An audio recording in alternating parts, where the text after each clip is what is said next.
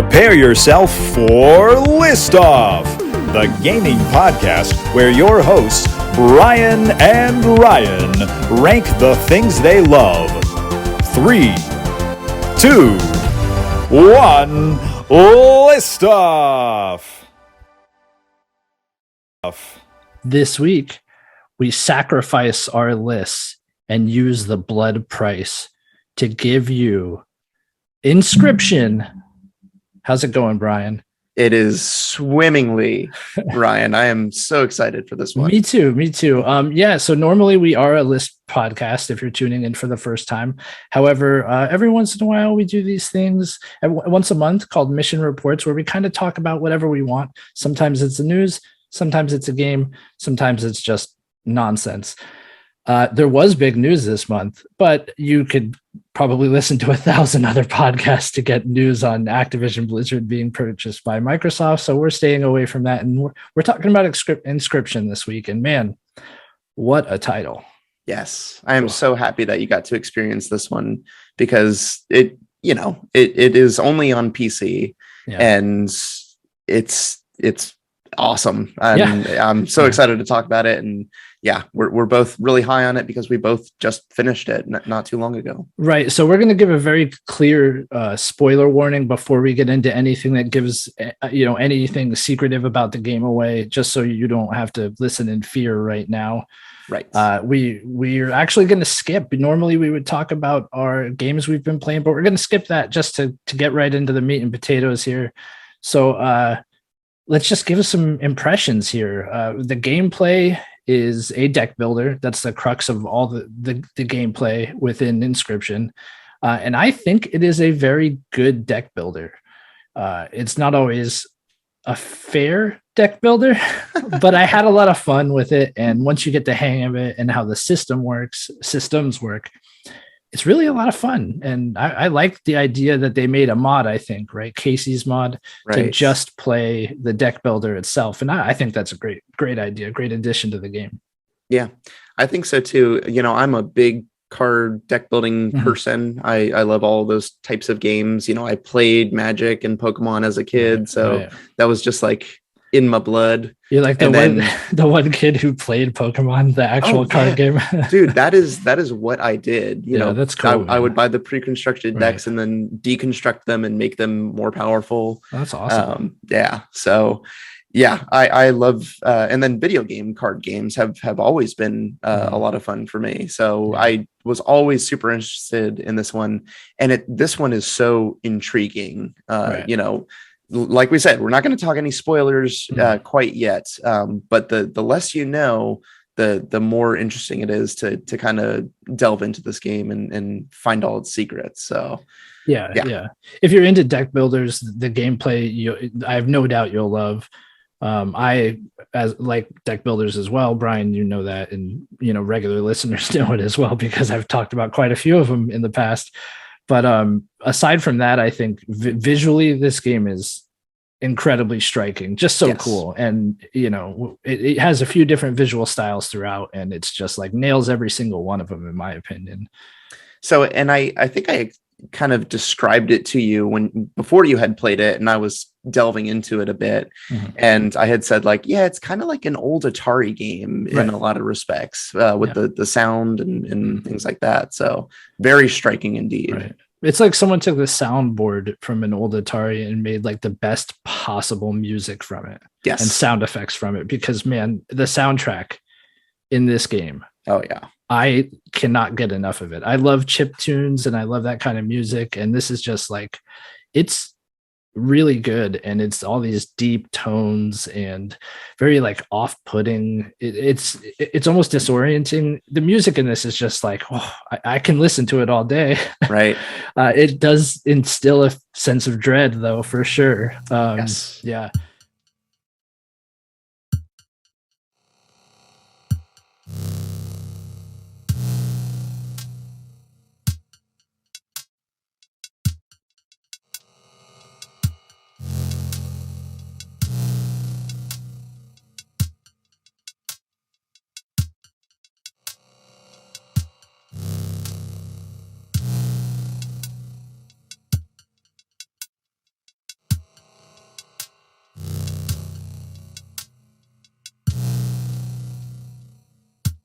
Man, the sound effects as well, I think, are just top notch. They're definitely that really early video game style, but man, it's so good to listen to. Oh yeah. Yeah.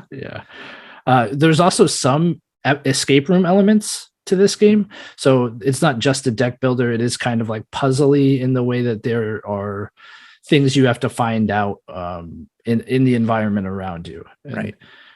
Yeah. Anything else you want to say? Any impressions overall about how you feel about the game? Because we're getting into spoilers probably pretty quick here. There's not much we could say about the game, right? That's the thing. I mean, it's all behind that spoiler wall where the most interesting meat is. Right. But I would encourage anyone, if you are at all interested in a card game with some really crazy things that happen, you should just check it out. Just check out Inscryption, and I guarantee you won't be disappointed. It's a relatively cheap game. I think it's like $20 on Steam. Yeah, $20. Yeah. So I'm sure at some point, the developer has said they are going to bring it to other platforms that is being worked on. So if all you have is a console, then sit tight and plug your ears for as long as you can, because yeah, this game is something to be experienced by, I think, anyone who likes video games, really. Yeah, I mean, I would echo all of that. I actually recently wrote an article for Offshore Gamecast website. They're a podcast. They have their own website, and I got a chance to revise my 2021 Games of the Year list. And this was all the way up at number 2. There are no spoilers in that article either, if you want to go there and read it.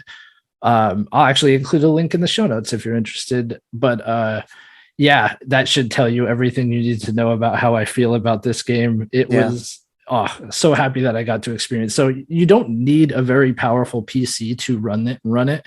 Luckily, because I do not have a powerful PC. So I'm very happy to say it ran without any issues on my PC. And if you have the opportunity to play it on a computer, go ahead and do so. Don't wait for those ports. I'm sure the ports will be great, but the sooner you can get your hands on this game and play it, I think the better. I don't want to come out and say anybody who enjoys video games will like this game. No, I mean, that's not true. I think it's not true. You're absolutely right. Yeah. But I think people who are interested in video games should at least watch it and see if it's it's like we said, it's striking in a lot of different ways. There's a lot more to it than a deck builder, but I do think if you don't enjoy deck builders, you would have maybe a difficult time. It's hard for me to say, being someone who does enjoy that type of gameplay. Sure. But you might have a hard time getting through the game if you don't enjoy deck builders. I found a lot of challenge even liking deck building games and being, I would say, decently good at video games in general. So yeah. I mean, you haven't platinumed Returnal, but I'd say you're decent. No, I'm just kidding, dude. But so this brings up an interesting point, and this is not a spoiler either. But I did find it challenging. I found it front loaded in that aspect. Definitely, I had a hard time early on in this game, and I did not have a hard time after that.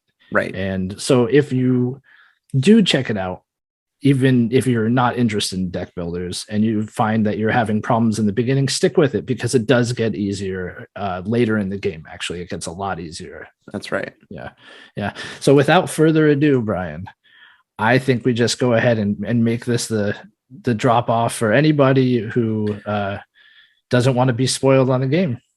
Yep. Here it is. So we're getting into it now. Let's go.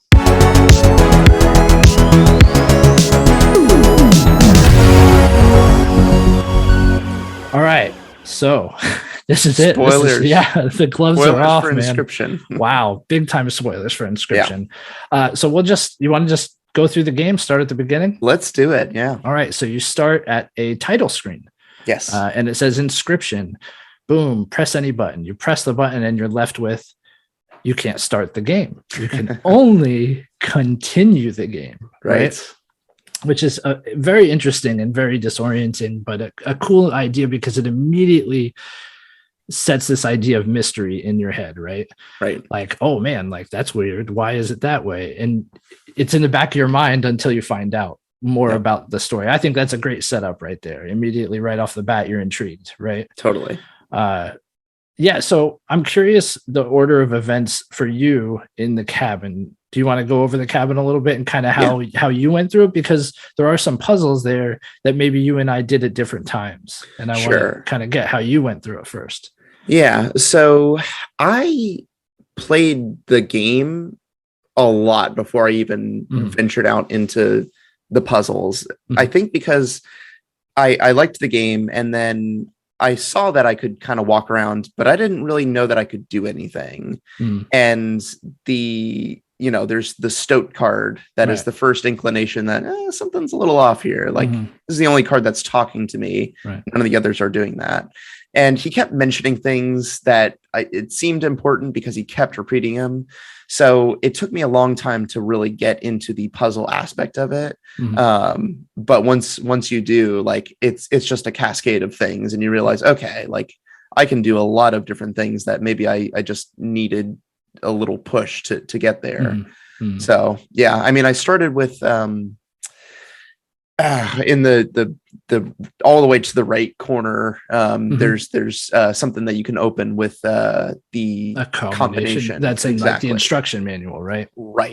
Yeah. So and that was the thing that the stoat kept saying, like, hey, dude, go look at this thing, it'll help you. And then I think he said something else like, oh, I remember writing something down in there. So like there were enough clues to get me to that. And then it just took off from there, and I had played the game enough at that point to then there's puzzles for actually, like, here's a picture of the game with some pieces, and then you need to get to this certain number to unlock something. So did you understand those puzzles, like how they work, the mechanic of them? So the first one is like, so when I did it, no, I kind of just like did random things. And I understood, like, okay, this is the game.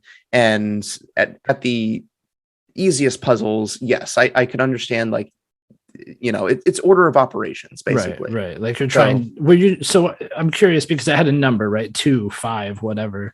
Right. Is that the damage you were trying to inflict?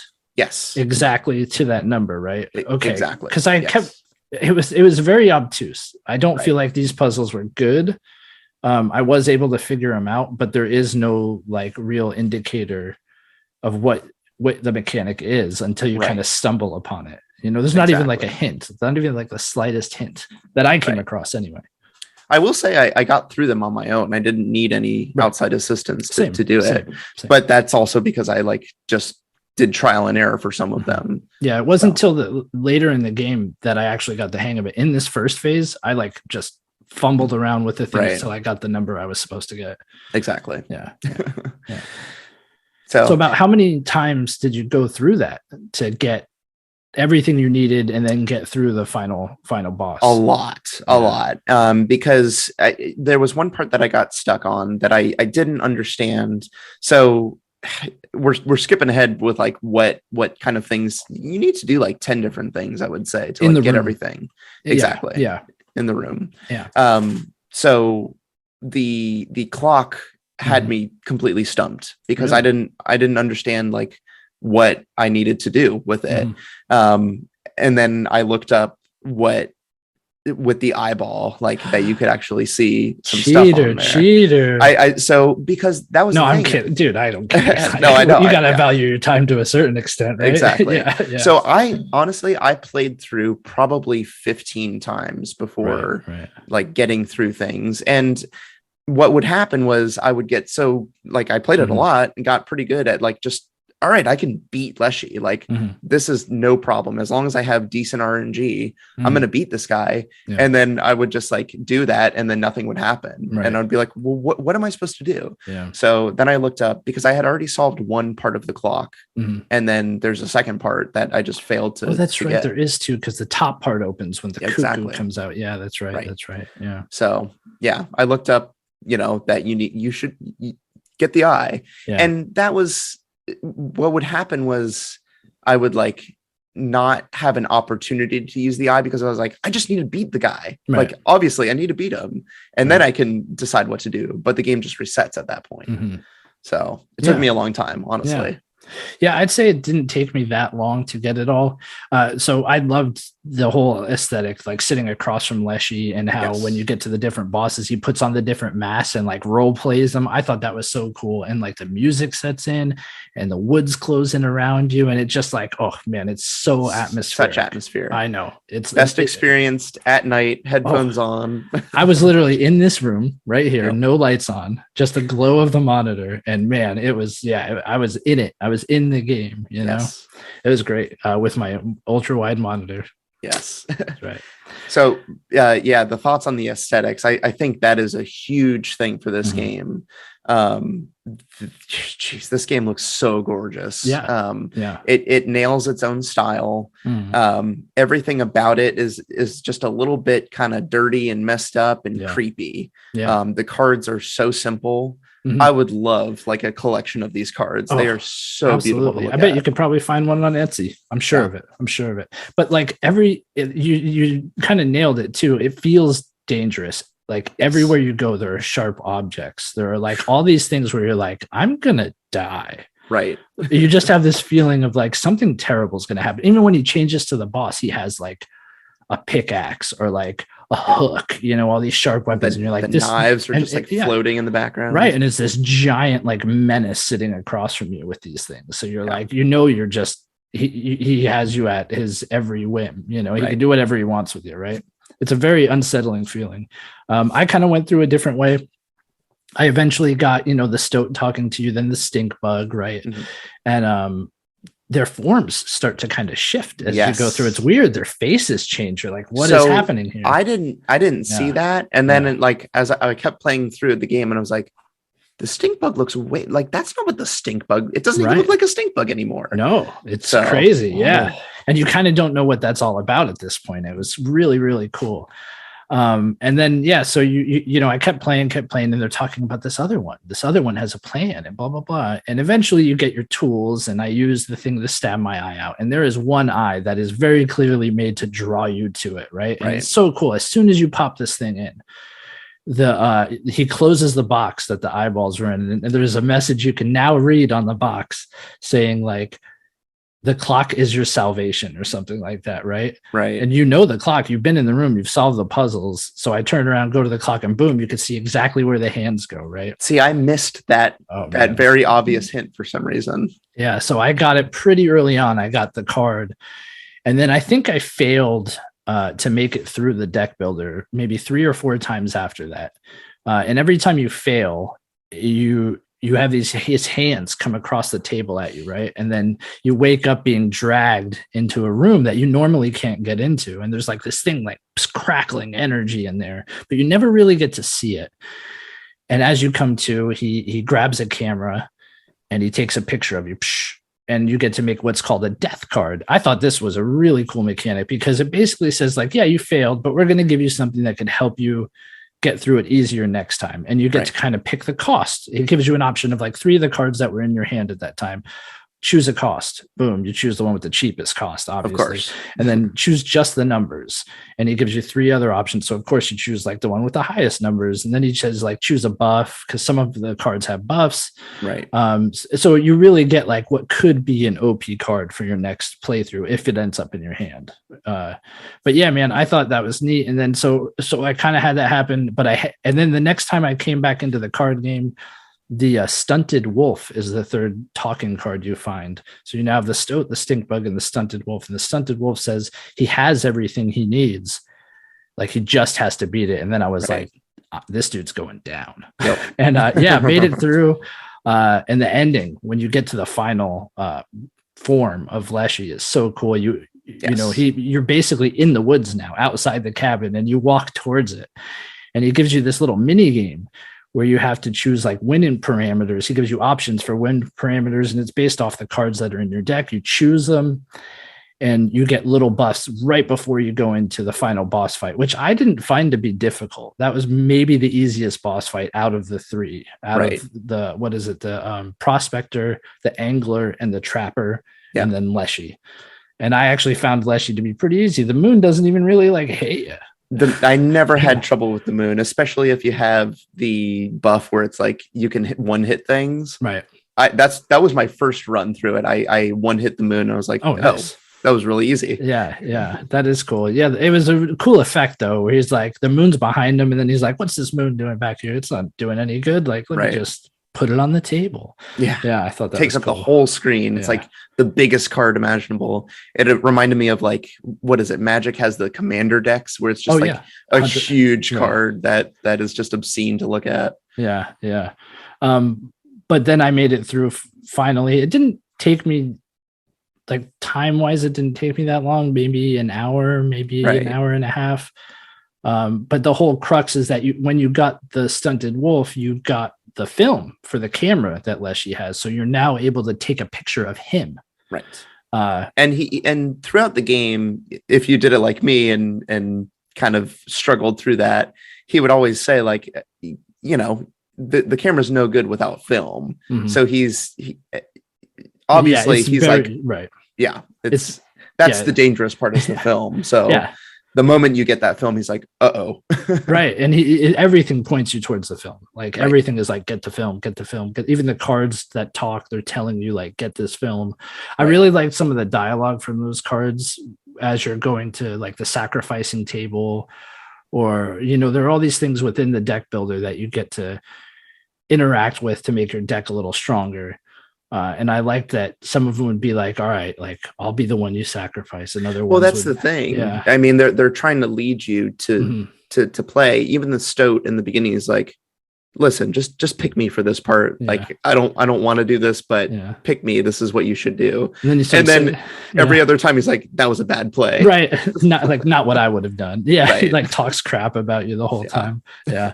I thought that atmosphere of the board too was really cool. Like when you come across the fire and the, like, starving people say, like, warm by the fire, and it'll buff your card. And then it's like, do you want to push your luck? They're like edging towards your card slowly. They obviously look hungry. If I was buffing a card that I cared about, then I would just do one buff and then haul butt out of there. I did too a few times, but never beyond that. And I never had anything bad happen. I had bad things happen all the time. With that campfire crew? Mm-hmm. What? Yep. Oh man. Oh yeah. So do you even know what happens? No. Oh, okay. So if you push your luck, your cards gets destroyed and you can't use it anymore. Yeah. I would assume so. Yeah. Yeah. So we'll get back to the whole, like, you take a picture of Leshy thing. There are a few things with this first phase, apparently. So I did watch some stuff online after I made it through. And this is why I was curious about your playthrough, because apparently you can actually get, like, a cut scene where you'll learn about this later, the scribe of magic is, like, in a white room and he's painting a picture, and the picture is the code to use for, like, one of the puzzles in the room. Yeah. Did you get that? I saw that all the time. I never saw 3 or 4 times. I did not see that a single time in my playthrough. I think because I got the scribe, the Stunted Wolf is the scribe. You come to learn later, like, these cards are other things, but I think it's because I got the Stunted Wolf early enough to where, it felt like that was a hint for me. Right. It was like, okay, you obviously aren't getting something. Here's a hint. Yeah. So yeah. That's interesting. During this first phase, did you have a favorite card?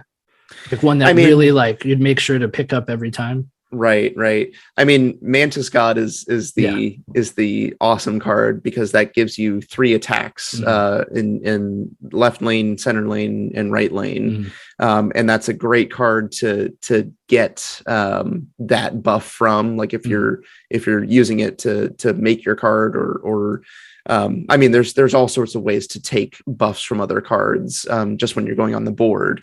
And I would do that too. I would sacrifice the Mantis God if I knew that, like, I can make this into a different card using this buff. So that was one of my favorite ones. I definitely more so, I did not like the high powered cards. I would usually avoid those because it's so hard to get enough creatures on the field. Right. Yeah, exactly. Yeah. And bone was there too. I didn't really do bone stuff either. That was something that I kind of, so I would try to, what's it called, rush.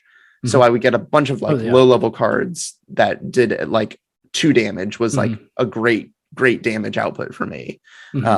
So anything that was doing that was my go-to for sure. Yeah. So this is what I mean by the beginning being harder. This part of the deck builder felt like the worst implementation of it, this first phase, because you get a single choice every hand to either take a card that's like a powerful card, like an attacker or a defender, or you take a squirrel, which is like a sacrifice, right? Sure.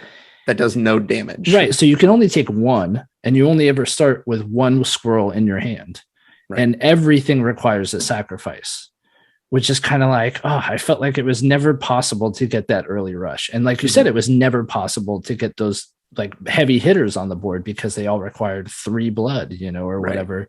So it just felt like it wasn't smooth like a deck builder should be. You should be able to play the cards in your hand. And I never felt like I was able to play the cards in my hand, but that's why the Mantis God is like OP, because it's like 1 blood and it attacks 3 times. And I would always use that to either sacrifice and give that to a more powerful thing. But typically because the cost was so low, I would sacrifice something else and give it to the Mantis God. Sure.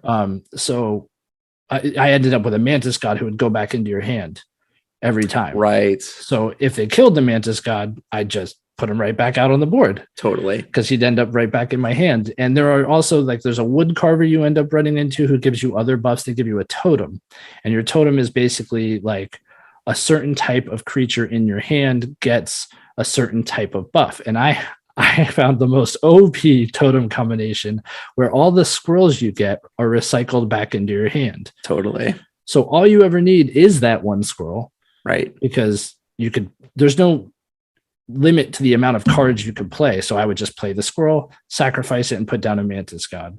Right. Like then I have 2 sacrifices because I put the squirrel and the Mantis God back down and they both go back into my hand. And then so I'd end up with like a really in the first turn, a board full of creatures attacking. Right. And the Mantis God attacks 3 times. And it was like, forget it. Ran through that thing. I would say that the Magpie was a really good buff too, because it just lets you look through your deck and get a card. Right. So you could get Mantis God whenever you want, or you could search for one of those death cards that has no cost, that's OP, and just like Magpie your first turn, get that card and win the game. Yeah. I found another card later in the game that I want to talk about where it was like easy mode for the rest of the game, but I didn't have it in the first phase, so we won't get into it. So was there a favorite boss fight that you had from this first phase? Sure. So I would say the Trapper was the most difficult for me.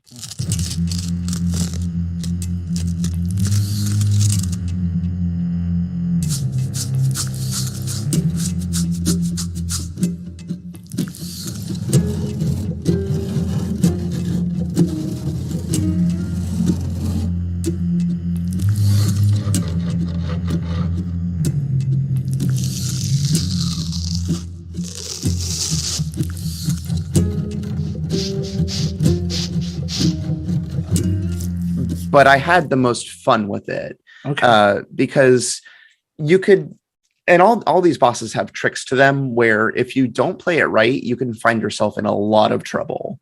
So like with the Angler, for instance, you need to figure out that he'll take your card unless you throw something else out there that maybe you don't want him to take. And then there's the next phase of that boss battle where all the cards that you have get bait put in front of them, and then great white sharks. Yeah. So if you have the Mantis God, it's a bad time to have the Mantis God. Yeah. But it's a good time to have a bifurcated card that doesn't even attack the thing in front. So like he'll attack to the sides and nothing will ever hit him. Yeah. Right. Yeah. So I never had to, like, if I had something like that, I knew, okay, I can kind of cheese this part and not even worry about the problems that the game is putting in front of me. Right. But the Trapper was interesting because that took into account the pelts that you accumulated. Yeah. So they would give you pelts if you didn't have any during this fight. Right. If you have a lot, then you can really get things going. Because at the last part of the fight, he just throws everything at you and says, all right, well, I'll trade you any of my cards for the number of pelts that you have.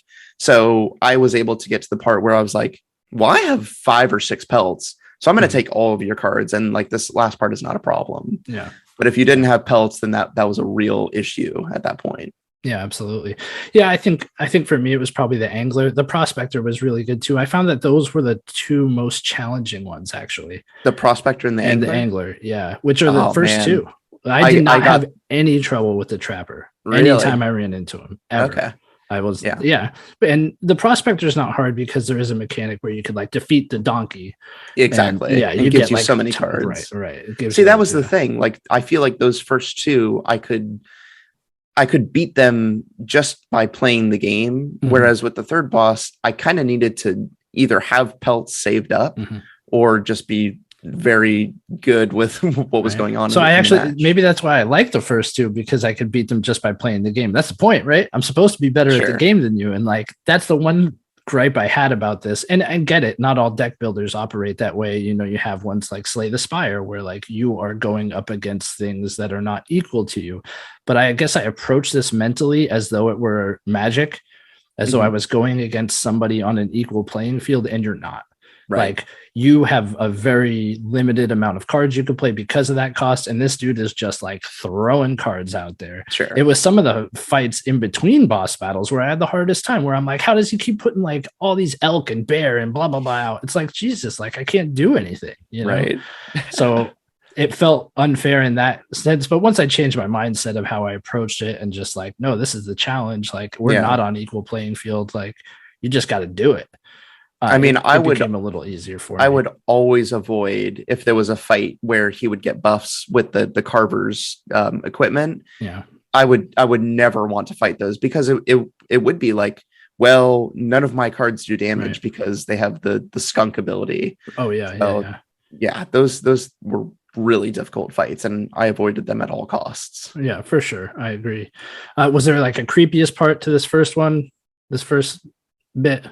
I mean, the eyeball thing really got to me. It's very unsettling, isn't it? Yeah, because it's literally like you stabbing. It's all first person. You're stabbing your eye out, and the sounds in this game are ridiculous. Oh, and like the way it blurs the vision with the red and stuff, and then it's one side of you. Everything on that side is very like blurred and in the dark now. Oh, yeah. So you would have a hard time like even seeing your cards at a certain point. Dude, the first time, because I didn't know what it did. I didn't know what the knife did. No. You just get the tool. You just have the ability to use it, yes or no. Yeah. So I used it, and it was like, it made me jump back when the knife like turns towards you and like stabs right in. I literally like jumped back. I was like, oh God. And then the tooth thing too, tearing out the tooth was like, totally. Yeah. But I loved this first part. I think it just set the tone for the game so well. Yeah. So then here we go. We're back. Picture of Leshy. Remember that? Yep. Way back, right? Like 15 minutes ago. So you now have the film, and you're able to get the camera and you take a picture of Leshy, and he's gone. He disappears. And now you're alone in that room that is locked, that you weren't able to get into. And all you see in front of you is a pile of bodies, and it's the same body. So it was you dying over and over again and getting put back in this room. So Leshy knew it was the same person he was playing with every time, which is kind of creepy, right? Yeah. He makes it seem like he doesn't know that. Right. So also in this room, the most important thing in this room is that big, powerful, like glowing thing that you always like saw out of the corner of your eye prior to this is now there, and you can look at it and you can pick it up. And what that thing is the start button. Yes. How weird, dude. Right. So I can't remember, was it before this actually when he knocks the camera over? Because it's when you beat Leshy, right? What do you mean knocks the camera over? Where Luke Carter comes into play and knocks the camera over. I don't know. So it's either at this point where you grab the start button, or right before it, where you beat Leshy and there's an audible like, oh my God, I beat him. And it's a person's voice, and it's now a video camera footage of the monitor, and it gets knocked over and you're like, what? Yeah. And then the whole thing starts back up, and it's the menu of a video camera, and it has these videos you could click on. And you click on the first one, and it's a dude, and he's like, I'm the Lucky Carter. Then like obviously doing something for his YouTube channel where he's like opening packs of cards from Right. card games, and it was like, what is happening? When this Which popped is- in, I was just like, what is this? Like, where did That's- this come from? Have you ever watched those kind of streams Oh, yeah, before? Because I 100%. love them. Yeah, It's so yeah. fun. Absolutely. So, and the guy who plays Luke Carter does such a good job, I think, Yeah. because it's genuine. He sounds like a YouTuber. He sounds Right. like those completely confident people who just, understand their audience. And yeah, I mean, he's like us, basically, you know? Like, yeah. what's up, everybody? We're going to do this. bro. Yeah. But I would watch the Lucky Carter. Oh, yeah. So anyway, then you see a video where he gets to a pack, and he got some packs from an old garage sale of this classic card game called Inscryption. And it's like, what? That's the game we were just playing. And one of them is open. So he opens the one that was open and resealed, and it has coordinates on it. And he's like, what the heck? This is where it goes off the rails. Cause I love this stuff, dude. Yeah. I love watching YouTube videos of people with like finding real life treasure, or like real life treasure hunts, or just like crazy stuff that happened to them, or, people who make ARGs and stuff like that. And, so you find out the next video is him in the woods headed towards these coordinates that were written on the card. That's not too far from here. Yeah, it's not too far from where he lives. Jeez. Luckily enough, right? Super creepy. No, I mean, that creeped me out. Creeped me out too. And then he's alone in the woods, and that creeped me out because I'm like, dude, you just saw, like, I don't know what's going to happen. You don't know, right? Like, and he starts digging where the coordinates led him, and he finds a box, and in that box is an old floppy disk of Inscryption, which now you understand where he got the game he was playing. When the camera fell over, he was filming himself playing it because he's a YouTuber, right? So you realize that you are playing as him, right? Essentially. Correct. Yeah. Which was cool. I thought was so cool. Like that took this game to a whole new level. And now like you go back into the game and you get the start button and all that, but you're like, not only do I want to find out what's going on in the game of Inscryption, I also want to find out what the heck is going on outside of the game of Inscryption. And man, it was so cool to just be like very compelling in both aspects, right? Right. Enough mystery involved in both. I really like that. I think the cool thing that happens at that point too, since you know that you're playing as him in this game, he'll just like have outbursts as he's playing through it. And like he's, the Mantis God, OP, or like he's very excited about certain cards and different things happening. Yeah. Even when bad things happen, sometimes he's like, crap. You know? Well, he uses more choice words, but yeah, we're a family affair here. So like, so you get the start button, and the funny thing is you're just in this room now with nothing to do. So eventually you figure out you're supposed to quit the game. Dude, I had to look that up. Oh, really? I was stuck there. I was stuck there. I had faith.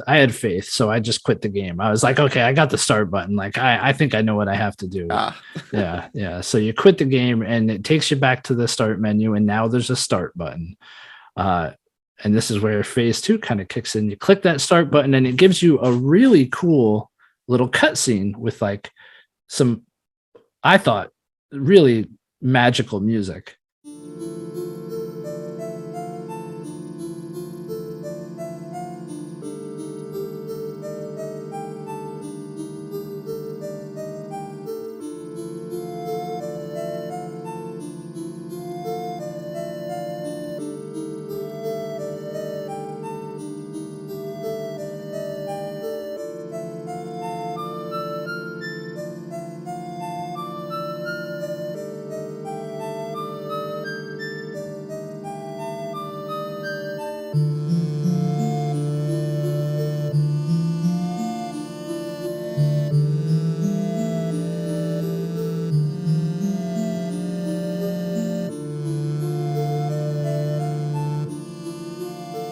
Kind of gives you a backstory of the world and who the players are in this world, I'll say.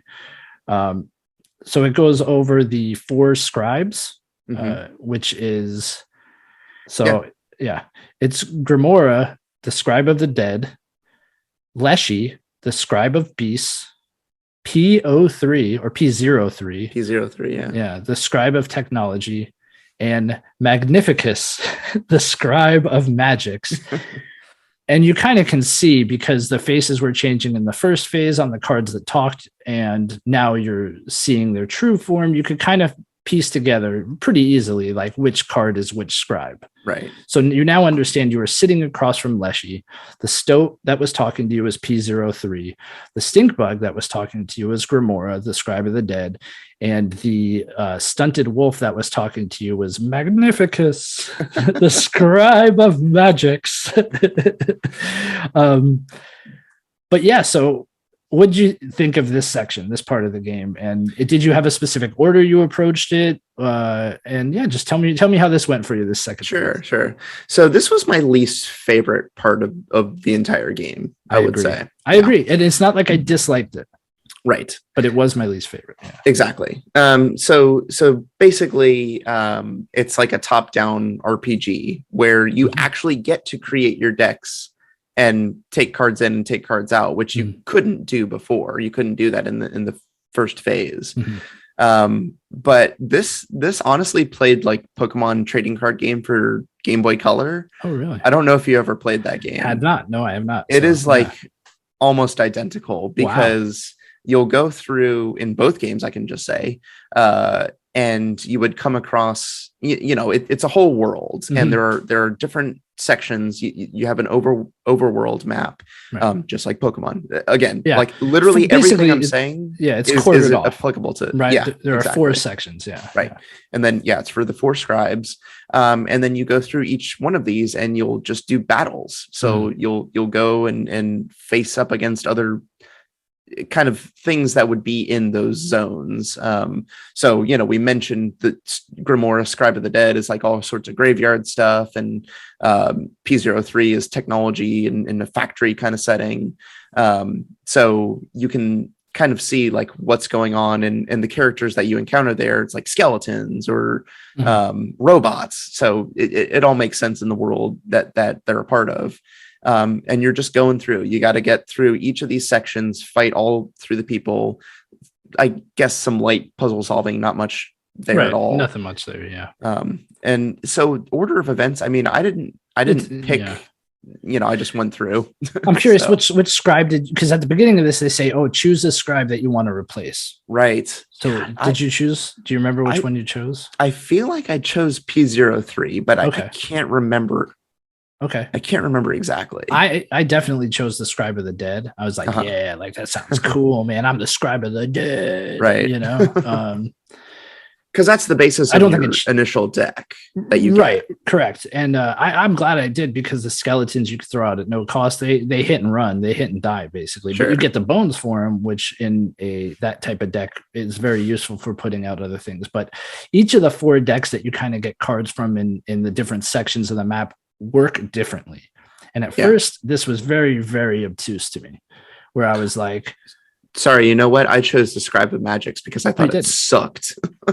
Oh yeah, because you need the gems to play anything. I hated it. I hate it. That was not a good one to start with. I gotcha. But once you get like that going, it can be very powerful. Totally. But I had a hard time because you're supposed to mix and match these decks, and you get to pick the 20 cards that are in your hand.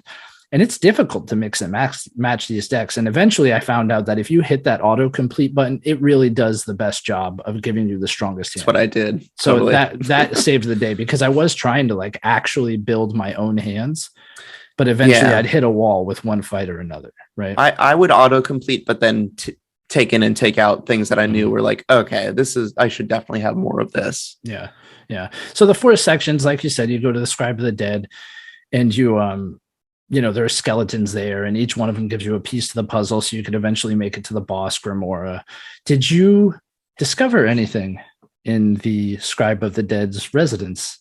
I don't think I got any of these secret things, to be honest. Okay. Maybe I did. But okay, what happens? And then I'll tell you if... Okay, you get access to the basement. You have to find a secret key. You're given a secret key, I think. God, I can't remember now. This is so bad. Right. I think you have to get the key in the first phase, and it works here. I can't remember if you get the key in this phase and it works in the third, but either way, you end up going down to the basement, and there is like this huge demon down there. Okay, I didn't do this. And it's like got a tattered outfit on, and it like talks to you, and it brings up this thing, the old data, right? Like down beneath is the old data, like it starts talking about all this stuff like fear the old data. And I think this gives you a clue towards it. And then as you play through too, you kind of get the feeling from the other scribes. They're like P03 is almost there. He's working towards something. There's all this allusion to like, don't let P03 get the old data. Don't let this thing happen. And as you're in P03 section of the map, one of the bosses there is the dredger. He works on like the lowest level and he pulls something up. Did you see when this happened? So when you go into the dredger fight, right? He kind of like calls it in. He's like, look, mate, like I got a ton to do. We're not going to finish this battle. Like I got to get back to work. Right. And it was really weird. It was like, dude, like we just started, you can't cancel this. And then all of a sudden there's like a conveyor belt that goes from him all the way back up to P03. And on that conveyor belt, there are just these little chunks of metal, but one of them starts like flashing the wood carver and flashing all these things like from the prior level and from the game. And it just like is molding its form over and over again. That's a chunk of the old data. That's what P03 is after. But you don't know that at this time. But it's very cool that they visualize that so you can actually like see it happening. Out of this, though, I have to say, I think what's his name? Magnificus. His section of the map, I think, was the coolest. I liked the puzzles there. You kind of would go into alternate dimensions, and he had like these underlings that he was very abusive towards. And they were all like, please, I just want to be in your deck, Magnificus. Right. Like, yeah, it's pretty cool, I thought. Yeah. That was like the tower, right? Yeah, right. Yeah. And as you go up it, you kind of like have to, each room had a little puzzle to solve, and you'd like step into a void, or you found out what the goo was, right? Like the big pile of goo or whatever. But yeah, I thought this was probably the weakest part of the game. It doesn't last very long. Yeah. But it was fun. It was still a lot of fun. I think I was more disappointed that it shows itself like a top-down RPG, but like it did not visually look good. Like I hated playing the card game with this. I agree. That visual style. Yeah. And I agree. Like it didn't look good, and it was kind of almost a letdown too, because the top-down RPG part was just kind of like there's not a lot to explore when you go into each individual section of the map. There's not a ton. It's like one room and maybe a few offsetting rooms, and that's it. Sure. I was pining to get back to Leshy or at least that style of gameplay. Right. And when you go to Leshy, the things you fight are like the angler and the prospector. That's right. Like his little mini bosses to get to him. And I thought that was cool to bring those guys back into it. But so you do get eventually through this, and then you're kind of understand what's happening. You get a choice, right? At the end of phase 2, you get a choice as to who you want to fight in phase 3, basically. And who did you pick? Dude, I don't remember, you don't remember picking these specific ones, honestly. Well, so I think it's unavoidable. I think in the third phase, you end up fighting P03 no matter what. But I had initially chosen phase 2 to fight Grimora. And at the end of phase 2, I chose P03 because of all the illusions that like he was the one to stop, right? Sure. And there's a cool little dialogue in there where he's like, oh, you sure? Like, you didn't choose me to start with. You choose Grimora. Like, okay, like, let's do it. And it was interesting. I just wondered if it was different for you, but it obviously didn't stand out enough for you. Yeah. I remember choosing. I can't remember who I chose or anything like that, though. Yeah. No, and you get through this phase pretty quickly, and then you're on, and you get another little video break through the lens of the camera, right, between this and phase 3. And this is where like you start finding out more of the backstory about the disc. Yes.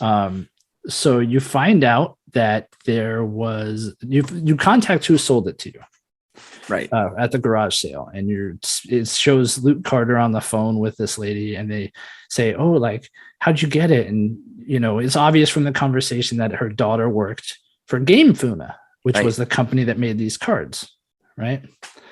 And basically her name was Casey.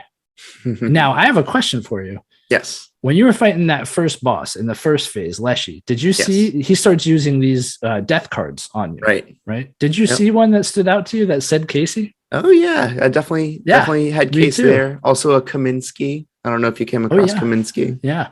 So it's interesting. None of that stood out until this hit. But once this hit, I was like, I saw that name. Like I saw Casey because it's spelled Kaycee. Right. And at this point, I also had knowledge of Casey's mod, so like that name was standing out. Yeah.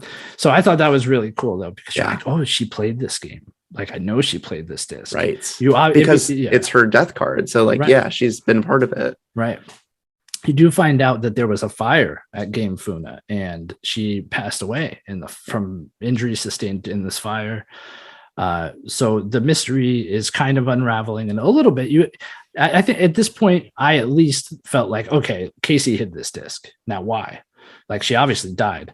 Another video is somebody knocking at your door. You want to talk about this?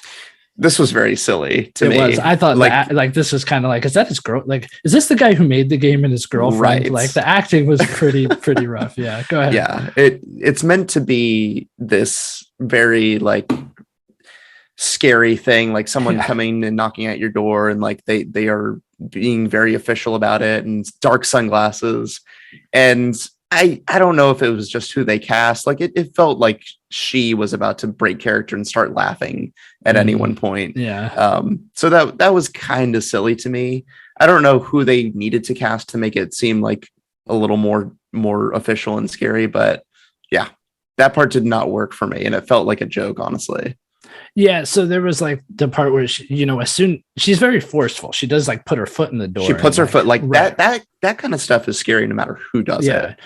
But I think you're like the acting in this is good for the most part. But there was a line too where he's like, "How'd you get past the gate?" That was just like kind of poorly delivered, and I was like, well, she might have just opened it. Right. Like that's that was like, maybe it was the writing. Yeah. Because I'm like, how'd you get past the gate? Well, people tend to open those things, dude. Like, gates are not like infallible.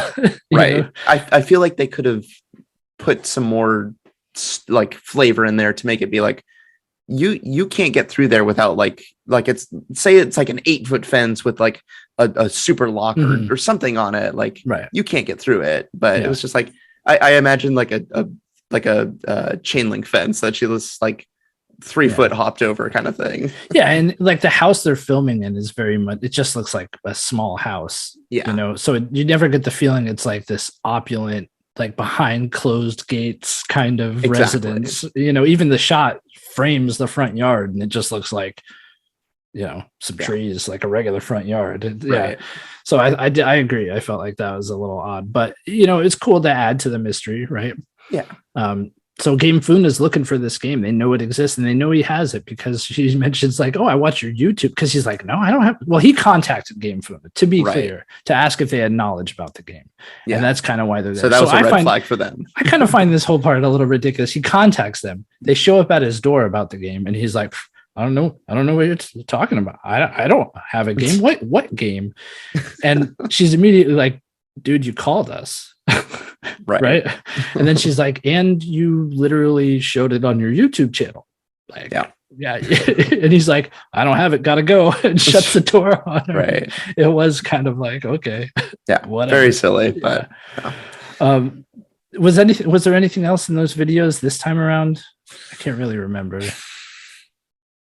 I mean, some of the video things didn't seem to have much impact or like add to the story sometimes, because sometimes it would just be him like just like messing with settings or something. Oh, there may have been one here where he started researching on his computer, like Game Funa, right? And he starts uncovering there's a little dark there. Like, they've done some shady things in their past, and basically he's uncovering that as he does a little research into the company. But I did think it was very funny when he went on eBay to buy a floppy disk reader, because he's like, who even has these anymore? And then he's like, oh, there we go. I can get one now. Accurate. Yeah, accurate. Like, who has one? So we'll talk about people buying floppy disk readers later, because there is something after all this is said and done. I have a few things I want to get into that are very much a part of this game. But they should stand on their own. Sure. And I want to discuss that after we get through it. So we get into phase 3, right? And it is now like the takeover of P03. Whether or not you chose him, he is the guy you are facing, and it's this digital. You're once again across the table This time you cannot get up. He has you chained to it. Right. And it's a very different setting from Leshy's, whereas Leshy, as sinister as it was like a warm cabin, right? Right. This is not that. This is a cold, like industrial complex, and you're sitting across from this computer who wants to play a card. It's kind of like a mix of the first two phases, right? Wouldn't you say? Yeah. Oh, yes, it totally, because it's the full card game, but then you have the adventure aspect that he's displaying, and you actually get to walk around. Yeah. So you want to talk about that, like that part of it? Sure. I thought the visuals were awesome. The whole, you're basically doing phase one, but with a completely different coat of paint on it. So everything, instead of that tattered like paper and like ink, like heavy ink, now we're dealing with floppy disks and like hologram like cards, and everything's got this blue sheen over it. I did think that was cool that the deck is floppy disk. It's not exactly cards. Yeah, right. Cool. So you're pulling your squirrel cards essentially are big floppy disks that you're playing. And then everything from like the balancing, what do you call it, a scale, all of those things have counterparts that are in this new digital world. But yeah, I think the aesthetics were really cool. I didn't really care too much for the infusion of that phase two part where you're kind of going through, up, down, left, right. Like a little bit like filler. Exactly. Yeah. It's kind of just like how you're going from it had nothing on what Leshy's interpretation of that was, but that scroll that comes out, that was just much more interesting to me. Yeah. Yeah, I agree. So, I mean, they still got the point across with it, certainly. But yeah. Yeah, I think the one cool thing it did, it introduced a new mechanic where if you're on like a win streak, you get a bounty. And then random matches, bounty hunters will come in, and they come in like, yeehaw, partner. Right. It's like very like comical how they come in. Yeah. And I think P03 deep down likes to role play as well.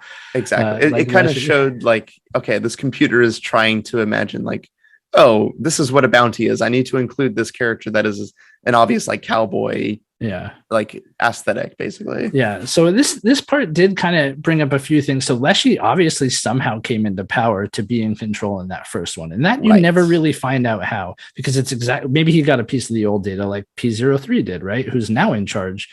So I think it's cool. All the other scribes are kind of set aside here, right? You don't really run into them. You do run into talking cards, but it's now like those secondary characters, like the lackeys of Magnificus that you ran into in the tower in phase 2, and a few of those. The angler, right? You now have him in your deck talking to you, and it's all these like sub bosses now that are the communicating cards, and the other bosses are gone. Like you don't know what happened to them, because as you go around this map, you kind of fight what P03 has made like mock-ups of them, basically. So it was neat to see like P03's world and all that.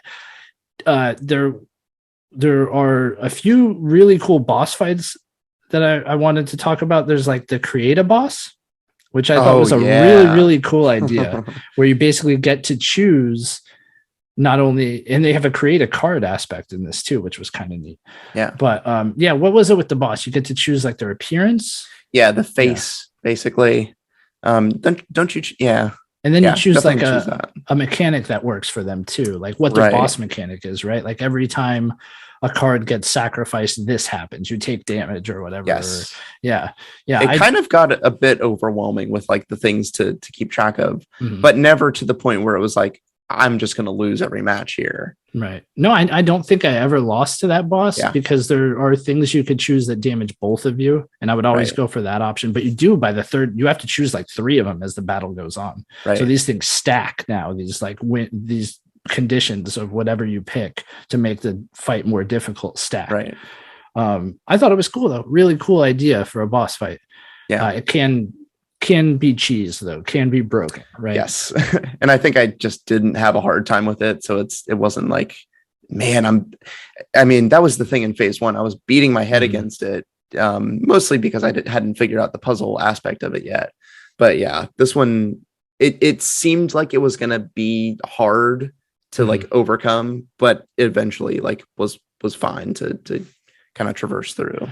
So this is where I'm going to talk about that. So yeah, not to mention there are shops in this third phase, right? And every time you beat any type of enemy, anytime you tip the scale in their direction, but go a little bit farther than the scale limit with damage, you get money for going farther. And that you could then use that money to buy power-ups in the shops or things that make your cards a little stronger, etc. So in the second phase, I got a card in my deck called the Ouroboros. Yes. Do you know about this? Oh, I do. Yes. And then I was able to put a buff on it that every time it dies, it goes back in your hand. Right. So every time the Ouroboros dies. So it's a 1/1 card. It's a 1/1 one card. attack. 1 health, 1 attack. I think it costs 2 blood, if I'm not mistaken. Seems right. But every time it dies, that 1/1 goes up by 1. Right. So it's permanently. Its attack and defense go up permanently every time it dies. Right. So I had it where it would cycle back into my hand. And in the second phase, that like top down kind of 8-bit RPG section, there is a dummy that you can fight in Magnificus's tower that does no damage to you. And you could just fight over and over and over, right? And I would just sacrifice Ouroboros over and over and over till I got him to like 38 and 38. So 38 attack and 38 defense. And then I was just racking in the cash in this third phase, and like nothing could stop me. As soon as I was able to get it in my hand, it was like, this match is over, no matter who I was up against. Right. Which is definitely, there are ways to cheese this in every phase. Yeah. This was by far the biggest way I found to cheese it. And I loved it. Even after finishing this game, I went on the subreddit and saw what people were doing, and it was just so ridiculous because there's the mice card that it like makes copies of things, right? And people were using that to just like make ridiculous combos. Yeah. So there's definitely some mechanics in the game that are unchecked. Right. And it doesn't interfere. Like if you don't think about it too hard, then you're like never going to encounter them. Yeah. But yeah, you can definitely make some ridiculous scenarios. Yeah. And this was one of them. I mean, I had this OP card that cost like 2 things, whatever, discs or squirrels, because in this third phase, it was that other currency, but like I got this thing out no time. And people have 99 or 999 Ouroboros out, but there's no point. Right. Like I got to 40 and it was no sweat. And I was like, I am not doing this anymore. Like if I can't beat the game with this thing, I'm not going to, beat the game. No. But then there's another boss, Golly, which is kind of like this dumb played, but it's P03 who plays all the bosses just like Leshy did in the first phase. Right. So Golly comes out and she's like, Golly, like, I don't know how the world works. It's so like overtly silly and like intentionally ignorant, right? Yep. And basically this is a big part because Golly is the one who tricks you into doing something called the Ascendance, right? Yes. Which is P03's plan all along, and is also the beginning of the end. There is one point in this phase, though, a very particular point where, you do get to eventually go up from the table and search the room, and you find like a little puzzles, whatever, in the room, blah, blah, blah. But there's one particular point where he goes, oh, the security camera in the basement went out. I need you to get up and check on it. Yes. This creeped me the heck out. I was like, I don't want to go down there and check like what's going on in the basement. Also, because in the second phase, I know I found that like huge demon down there. I'm like, there is absolutely no way I'm going down to the basement. But why don't you say what happens when you go down in the basement? Yeah. So eventually you make your way through there and it's just like completely pitch black. Mm-hmm. And then it gets illuminated because your other scribes are there. Yeah. And they are like, this guy is unhinged and we have to do something about him. So you and the other scribes come up with a plan about like, here's what we're going to do to like finish this and take over. I forget specifically what they say to make that happen. But basically they're like, you keep doing what you're doing, which is kind of weird that they got you down. Well, I guess they didn't really get you down there. They just took out the camera. You have to come down. But they're like, yeah, you keep doing what you're doing, and we have a plan to stop P03 from this this great ascension that he's talking because they're very worried about this happening. Yeah. And so you talked in the first phase about it being in first person and using the knife to stab out your eye and how unsettling that was. This part was unsettling for me in first person because they looked huge and like they were imposing. They were big and they're right there, and they're all like subhuman in some way, right? They're humanoid but not quite human. They're all like really creepy designs and just unsettling, and it's like boom, they're right there in your face, life and I mean, size, right? That was going all the way back to phase 1. You don't see Leshy, you see his eyes the entire match, and it's only until you face him one-on-one that he like the lights come on and you realize, oh, he's this like weird like mushrooms growing out of him. So it's actually like Eastern European lore.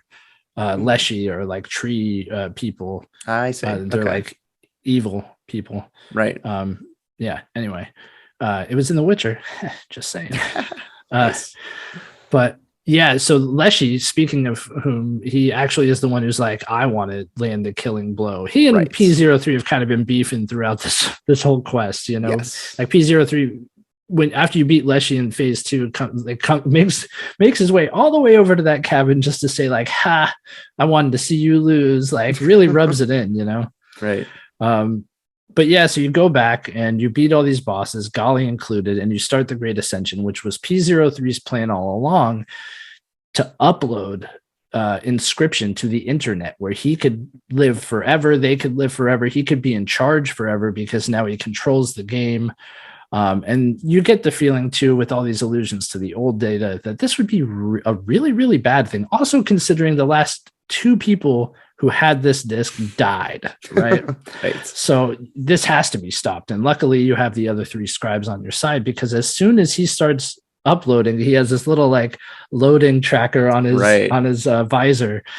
These hands come out from the darkness behind him and grab his head. And I love the expression on his face when this happens and tear his head off, right? Yeah. P03 is dead.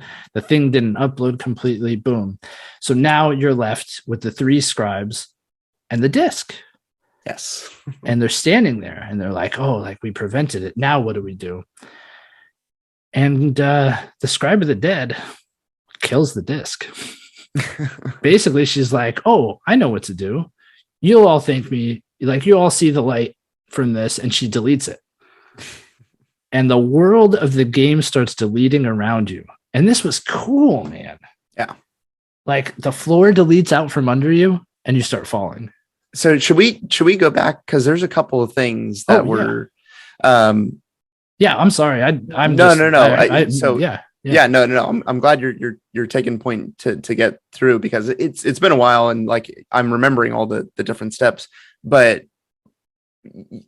you didn't have like, so there's a point where don't you like give permission to access the computer, or have we not gotten there yet? Oh, there was a boss fight that you have to beat by picking a file on your computer. So I want to do this because that's good. That is like one of the biggest threats in the game. Is P03 is like, you don't really know what's going on with this whole old data and like why it would be bad if the internet, if this was out there. But at one of these boss fights, he forces you to give permission over to your computer to beat the boss, to play the game, essentially. Right. And he frames it as such. And then you're like going through and he's like, go ahead and pick the biggest file on your computer. And then it's your files. It's your file. Like it's a file explorer on your computer, which is a complete invasion of privacy. And I did not like that. That was crazy. It was crazy. I immediately went to our list off video files because I knew they were going to be big. And the bigger the file, the more damage you were doing in this instance. But to that point, Leshy now has control of your computer, which is obviously connected to the internet. And that was another cool thing. Yeah. In the boss battles, he is throwing out cards that are your Steam friends. I don't have Steam friends. Oh, so that didn't even happen for you. No. Okay, so there are cards that are named after your Steam friends. What? So I had people that were on my Steam list that I know, like, oh, that's my buddy. Like I know them. So those are, yeah, so you kind of missed that part of it. And this is why I kind of mentioned to you in one of our previous episodes, this game doesn't really work on something that's not a PC. They're going to have to do some fine tuning to make some of these parts work. Right. But I thought that was so cool. Just like having, like, you have to face your Steam friends. They were garbage. Like, they were cards that weren't problems for me. Mm-hmm. And then the other part I think that was Golly did that, right? Golly. Okay. That makes sense. Yeah. Because Golly for me was pulling pictures from the internet and she's like, what a crazy world. Is this what a mole looks like? Oh, okay. Yeah. Oh yeah. And it was like realistic looking. Yeah. And then what was the other really cool part about that? So it was like pulling in your Steam friends. Mm-hmm. Man, I just had it. There was another like weird invasion of like your computer that was going on.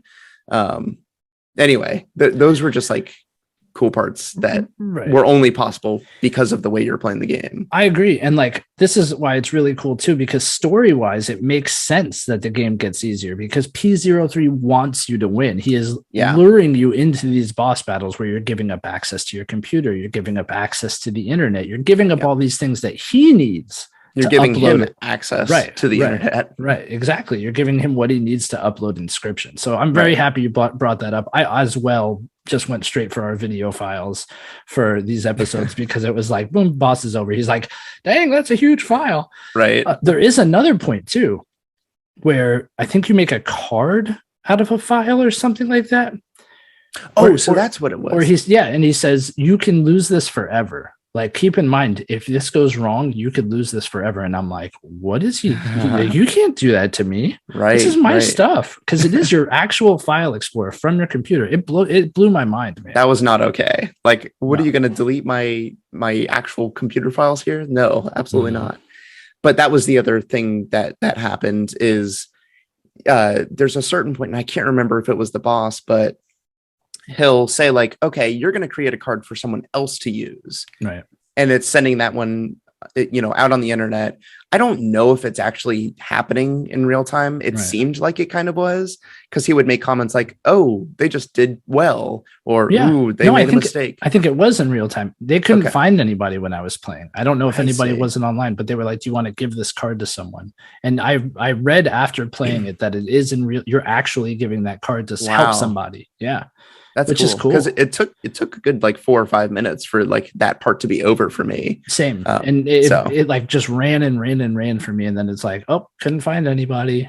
Right. But like I did try. I was like, heck yeah, give somebody this card. Like exactly. Yeah. So that's some very cool mechanics in this final phase that just seeing my actual files was a like, oh crap moment. Right. It's just like, hold on. Like, what is this game doing right now? Right. So that made you believe like it upped the stakes, especially saying like, oh, I'm going to delete this. Yeah. Like this will be gone if this goes wrong. There's a point where something like that said, and I'm like, I will message Daniel Mullins if this happens. And like, we will have words. Who's the creator of this game, by the way? Yeah. It reminds me of, wasn't Kojima's plan for one of his games was like, if you die in the game, your disc doesn't work. Your disc doesn't work. You have to buy a whole other copy to play it again. You die in real life. That sounds Kojima. That's super Kojima. Exactly. No, it was great. Like this, just some of the things this game threw for a loop were great. There's actually a moment too where P03 is unveiling this plan and he like straight up says like, oh, you remember these? And he does like Golly's face, like, you gave me access to the internet. And then he does the other boss's face and he's like, you gave me access to your files. And he does another one. And he's like, you did this and blah, blah, blah. And it's everything I need for the great ascendant. So how do you feel now, Luke Carter? And it like shows the webcam showing the YouTuber's face, which was like, oh, for a second there, I thought it was going to show my face. And I was like, that's an invasion of that would have been messed up. Yeah. Right. Like that moment where like you accidentally see yourself when you turn the camera around, you're just like, yeah, exactly. Like in the dark, like hunched over. That's what it would have been, dude. Yep. Completely naked. Exactly. Like that's how I play all my games. But man, that was crazy to me. Like I totally agree. Some of the coolest parts of the game. at the end here. But yeah, so Gamora, you do get another video break actually. And in this one, it is just Luke losing it. Like he's like has a scale and he's like laughing, like, oh, yeah, and like dropping stuff on it. And he's just like losing his mind. And like, yeah, I think it's at this point actually that he takes the disc out and starts breaking it. Yes, I believe so. Yeah. So, and that's the thing is like, there's still a phase after this. They don't, right. There is. Yeah. They don't say what's on the old data, but it's something so horrific that it's driving him to like, be mad. So yeah, it's either here or at the end of the game, but you start seeing parts of the old data pop up and he's just like you hear him like audibly like losing it as that's happening, and then it shows him like hitting it with a hammer. It might not be here yet, because this to me was so cool and so like oddly touching from this game when it enters this fourth phase. As everything is deleting around you, you all of a sudden get kind of like a boss rush. You start out and you're in Gamora is in control. She has your attention. Right. And you get to face her in a card battle. And it starts out almost like a chessboard that you have to move into these battles. This to me was like the best sound effects in the game, playing her card game. You play on like these tombstones and everything is just like this dull, like stony, like thump thump. When you tap the cards, like that sound effect I could listen to all day. I don't know what it was about it, but it's like the scrape of the stone too. I just like absolutely love the sounds implemented here. Yeah. And I can't tell you why. It's just like it like hit that part of my brain that I was just like, ooh, that's so good. That's the sound. Yeah, it was ASMR. Yeah, scraping stones. It was, I don't know. It did things to me, man. Yeah. not to go too far, but I was feeling. I enjoyed that. I was feeling feelings I didn't know possible from Gamora. For Gamora of all people, yeah.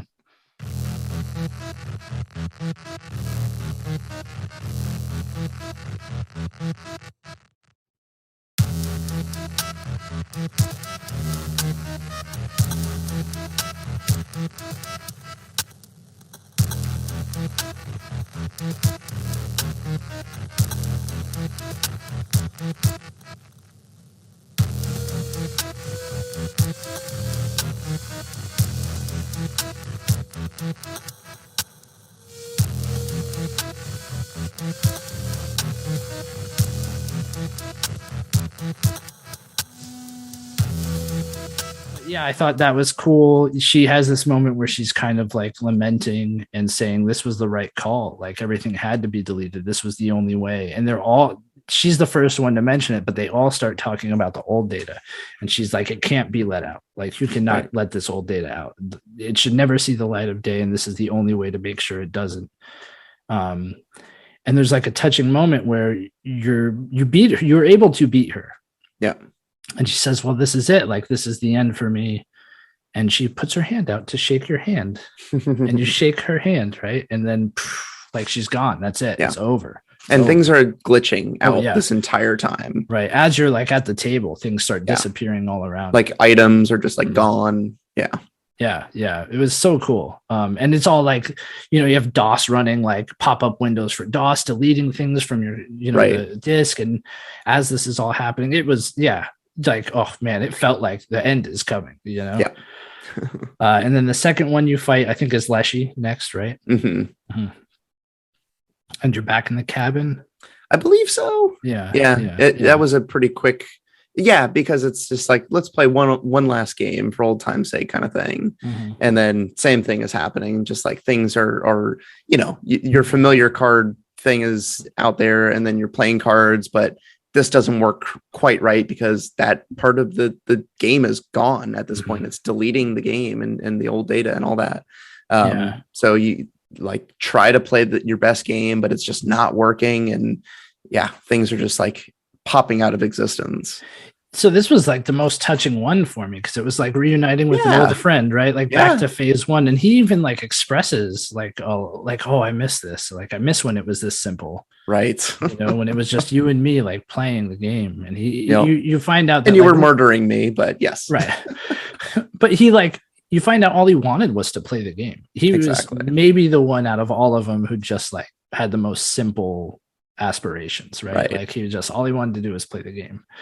Everybody else, like Grimoire, wanted to delete it, and Magnificus he wanted power too. I think he and P03 were the ones that really wanted the power. Right. But P03 apparently just a better schemer. But yeah, it was very bittersweet. And he's like, oh, like, you're about to beat him, or you do beat him. And he's like, let's just not even keep score anymore. Let's just keep playing.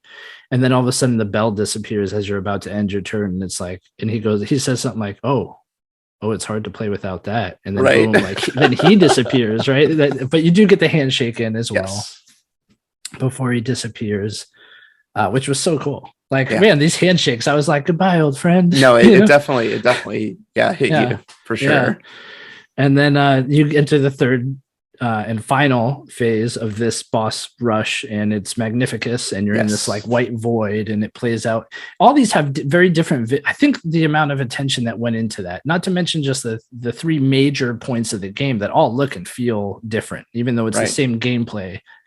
They all have a very distinct feeling to them and aesthetic to them. They're all different games. And then it's crazy. Yeah. And then in these parts, you're in them for like 2 minutes. I know. They're unique games. Yeah. And that's just like, man, that is so neat. Yeah. I don't know if there'll be DLC to give these more time in the sun, but that would be cool. I hope there is. Yeah. This last one was really cool. So like you said, big white void.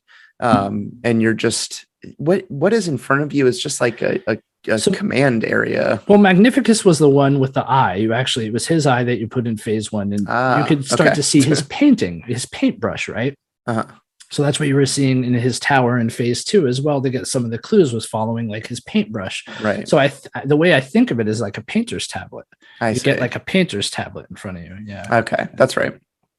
But you are high above the playing fields in this view, and then down below, it's again like a chess match where, as you're putting forth your minions, they're just these colossal things that are taking shape down below and then doing battle.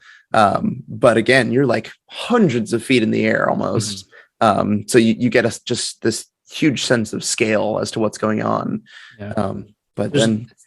Yeah, the scale disappears, and he's like, we don't need that. Check this out. And he puts a scoreboard up behind him, and it's 400. And the first to like get it down to 0 wins, which maybe Magnificus is in denial, but darn well you're not getting to 0 because things are disappearing fast. Yeah.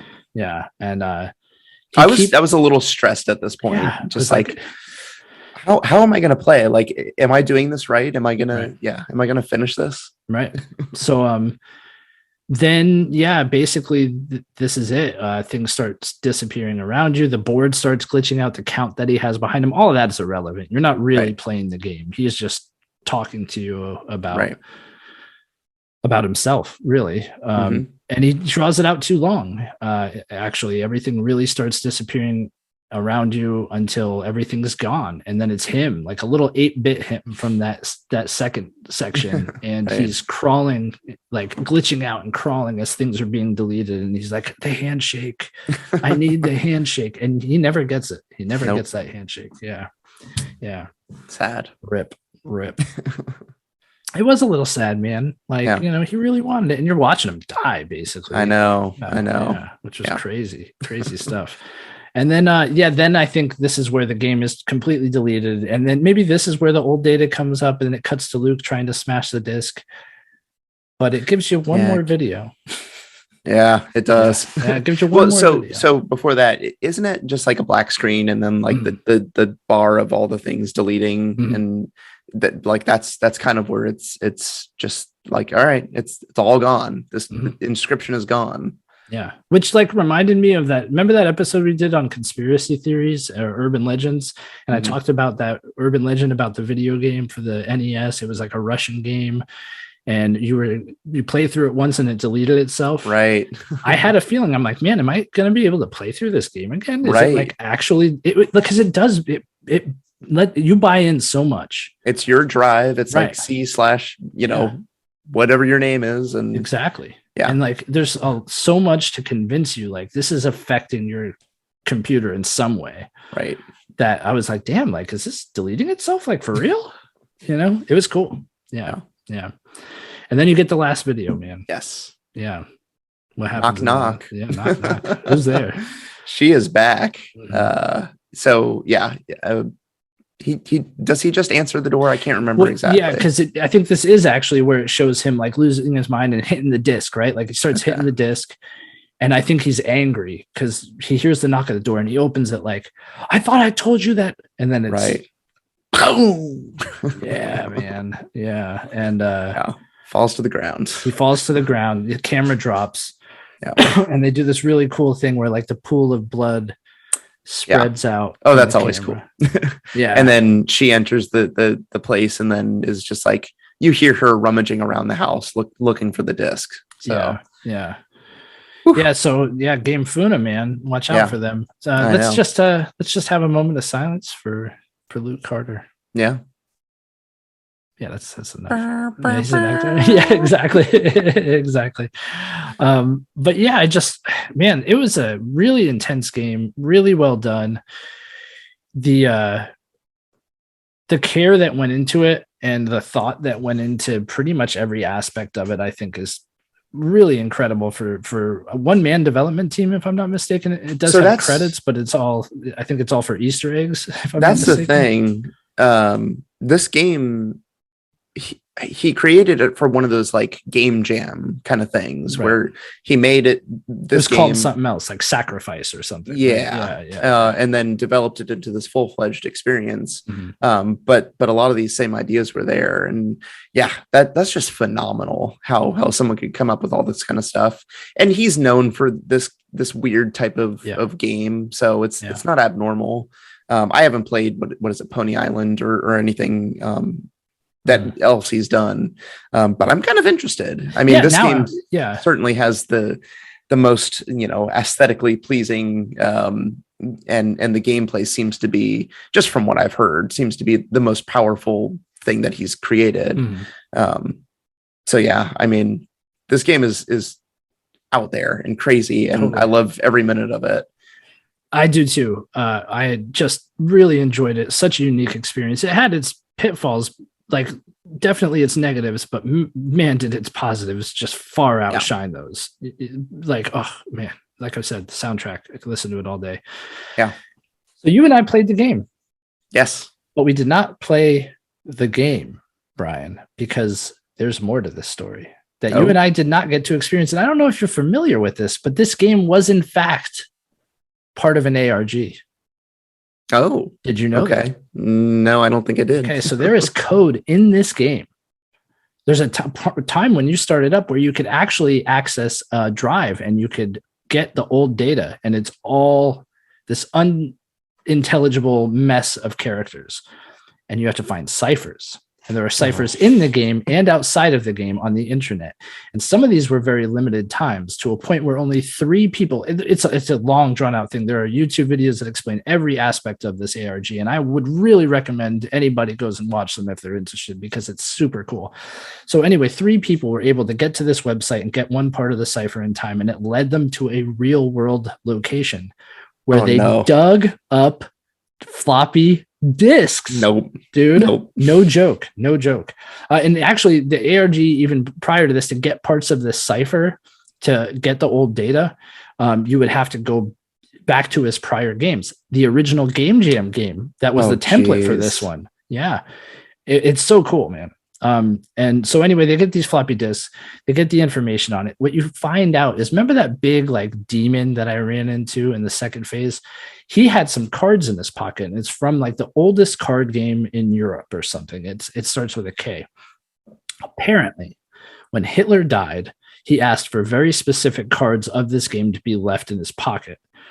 And that's the whole thing that this is based off of. You get this other like conversation that's had by like Russian agents, and then you get interspersed with like Casey's interpretation of that conversation. So basically what it is that the Russians recovered Hitler's body and were able to form the old data based off of the cards that were in his pocket.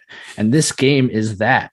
So it is evil. Like the game is evil, and it is trying to get out into the world. And I mean, it is kind of like laughable, right? Yeah. Like yeah, Hitler's bad, dude. Like, Yeah. you didn't have to make it Hitler, right? But like, I guess there is some also truth to this because it is something that he requested in real life. So I guess that might be the draw there. Sure. But like, anytime you use that guy's name, it just kind of sours things in my I know. mind. You know? Yeah. But I still think the fact that he incorporated this large scale ARG into it was really, really inventive. Yeah. And yeah, I would not go through the ARG. I just don't have the computer savviness to figure out these ciphers and codes and all that, or to interact with the game on that level. But the fact that people did, man, I love stuff like that. I really, really do. You know, this really ties into our conspiracy theories episode for sure. Yeah. And I just think like it's interesting because you don't really ever find out about the old data. You know, it's bad. You know, it drives people crazy. You know, it like has the potential to do harm. So it's cool that he at least made it possible for people to find out what it was. Sure. Yeah. Overall, man, love Inscryption. Yeah. You have anything else you want to say about it? I'm just so happy that I've been able to recommend a game that you really enjoyed. So I feel like you recommend games to me all the time, and I'm like, oh, that's awesome, Returnal and Ratchet and whatnot. But yeah, this was one that it's so intriguing to just tell someone to be like, just play this game. Right. You're gonna love it. I know you're gonna get through it and have a good time. I appreciate it. I'm so happy that you recommended this to me, man. Yeah. And I know Keith from the main quest, he won't be able to listen to this episode. Probably won't be here. Yeah. But yeah, he's gonna be happy to listen through towards the end here, I think. So yeah. Fantastic game. Do you have any closing thoughts for it? No, I think I've said my piece. People have probably heard enough of me. We're going to go ahead and get into our mission debrief. But before we do, I really want to say, like, man, it would mean the world to me if you went and checked out my article. The link will be in the show notes. It's a good article. I loved it. Thank you very much, Brian. I really do appreciate that. I tried to write something good. It's the first thing I've ever written and actually had put out into the world. So yeah. It would really mean a lot to me if you went and looked at it. It's not the same list from our Game of the Year list. I had mentioned last week on the podcast, actually, that, man, that my list would change if I had an opportunity to redo it. So I took that opportunity and I wrote that read. Which I think that's cool too, because you've experienced more of those games that you may have missed. My list would be absolutely different as well now that I've played Returnal. Yeah. I also want to say that if you have the chance, go ahead and follow us on Instagram and Twitter and all our socials. We do a lot of posting throughout the week there, and that would also mean a lot to me. The links will be in the show notes for our link tree. We have merch. We never shill our merch on here, but we have it. So that'll be in the link tree too, if you're interested. We got some cool stuff, man. And I think every once in a while we should mention it because we typically don't. We never do. I always forget. Right. But yeah, without further ado, let's go ahead and get into our mission debrief.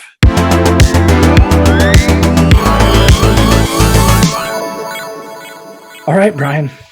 Inscriptions in the mirror, the rear view mirror. So let's go ahead and get into this. I want to talk about a little something that means a lot to me. And I think maybe we don't know. People get to listen to us and hang out with us every week, and that's great. I love it. I love that people do, but we never really talk about ourselves. And this is something that people may not know about me. I like football, the game football, the American game of football. I learned about this a little more recently. And I just think, sometimes people think gamer and they don't think, oh, gamers aren't into sports, or, there are definitely, negative thoughts there and negative stereotypes, but you could like both. I think it's inherently alike that you like games. Why not like sports games? But personally, there's one thing in particular I wanted to talk about. It's not just sports in general, it's football, and it is the San Francisco 49ers. I'm a big fan. I've been rooting for them since my childhood. I grew up in the Bay Area in the 80s. As you can imagine, that's the era of Joe Montana, Jerry Rice, and then eventually Steve Young. I could keep going. I could name all sorts of people you probably don't know, Brian. Nope. Roger Craig, Tom Rathman, Brent Jones. No, none of them. No. I've Ronnie Lott. We can get to defense. No. Anyway, so by the time this is airing, you will know if I'm either happy or sad. Because the San Francisco 49ers, and none of this affects me on a real level. I think that's the most important thing. It's a sport. And yes, I root for my team to win, but if they don't, I move on with life.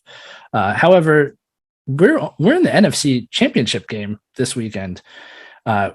And we will either win or lose. And by the time this episode airs, we will have either lost or won. And I say I'm not on the team, but the San Francisco 49ers. So that's just a little something I wanted to talk about myself. I really hope we do win. And if we do win, I will be a happy person. And then it's on to the Super Bowl. So big things, man. Big things. Either way, I'm glad they made it that as far as they have. And if you like sports, reach out to us. We can talk sports sometimes. I watch baseball every now and again. Used to be really into hockey too. But yeah, anyway, sports, man. Nice. On a gaming podcast of all places. Well, I hope people didn't just like turn us off. They're like, oh God, look at these guys. Well, I can be people's tether to anything non-sports related because I am not anything sports. Very cool. But yes, this still ties to. I mean, I had this one ready, but it ties to this is something about me that maybe people don't Nice. know. I love movie soundtracks. That is like. I mean, I'm pretty sure people know that. No, I'm kidding. I mean, I've talked about it, a lot about the game right. soundtracks for sure, and that's one of our favorite episodes. It's the one I tell people to check out first and foremost.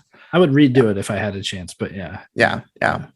But yeah, movie soundtracks, I love them. I love from Braveheart to the Lord of the Rings, Star Wars, all of it. Homeward Bound has a very good soundtrack. Really? But Hook has a very good soundtrack. Hook is pretty good. Yeah. Hook is fine. I mean, it's John Williams. So whimsical. Yeah. Anything John Williams does is fantastic. I have gone through composers throughout my life where John Williams was top. James Horner was awesome. Titanic, Avatar. Hans Zimmer's great. Mm-hmm. He is very hit or miss for me. I agree. Yeah. Your Pirates of the Caribbean, which is awesome. Mm-hmm. But then there's just like duds out there that I couldn't care less about. But my favorite composer right now, Michael Giacchino, he does all sorts of Pixar movies. Jurassic World. Jurassic World. He does a lot of what John Williams did. Mm-hmm. Like he's following up on those franchises. I think he did Rogue One. He's worked a lot with the Star Wars franchise. Mm-hmm. He did Lost, so automatically I'm gonna love it. But none of that is my mission debrief. My mission debrief is battle music from movies in the mid-aughts. So I'm talking Aragon, I'm talking How to Train Your Dragon, and I'm talking The Lion, the Witch, and the Wardrobe. Okay. Just go to those on Spotify, just type in battle, and you are going to listen to some great music. I guarantee it. Each of those movies I picked specifically because their battle themes are really cool. So if you want to get hyped, if you want to do a run or work out or wash the dishes just in a heightened state, listen to those battle themes from those three movies. Very cool. Do you know Ramin Djawadi? Yeah. I mean, Iron Man is the first thing Iron Man, exactly. Game of Thrones. Yeah, for sure. Yeah, totally. He's done some good things. Yeah. I could talk composers and soundtracks for a long time. So who did Last of the Mohicans? I don't know. I don't know off the top of my head anyway. John Debney. Really? Look it up. See if I'm right. going to look it up. I'm going to look it up right now. I'm looking it up right now. You guys just hang out. Hang out for a minute. All right. So what was your guess? John Debney. It's not John Debney. I have no idea who that is, and neither does the soundtrack for The Last of the Mohicans. It was Randy Edelman and Trevor Jones. Oh, okay. Yes. Great soundtrack, though. Yeah. Great soundtrack. Just saying. Yeah. It is. There's some really good bangers in that one. For sure. Man, gets me pumped. All right. Well, thanks for hanging out with us, guys. Really love doing these episodes where we kind of just get to do something. We always want to do our episodes, but we get to do something out of the norm, and it's not just a list. And so this is this game 3? So we've done The Last of Us Part 2. We've done Metroid Dread. Hades. Okay, so this is game 4. Game 4. Inscryption. Game 4. Very good. Yeah. And I think they're all real good games. You should check out and then go back and listen to our episode on, man, our Last of Us Part 2 episode. We were getting into some some reads. We were doing some really good podcasting, and I'm like, this is like our second episode, right? Who are these guys? Look at those guys go. Heck yeah. Yeah, man. Anyway, all right. Without further ado, hope you guys have a great week. Thanks for hanging out with us. Take care of yourselves. Bye. See ya.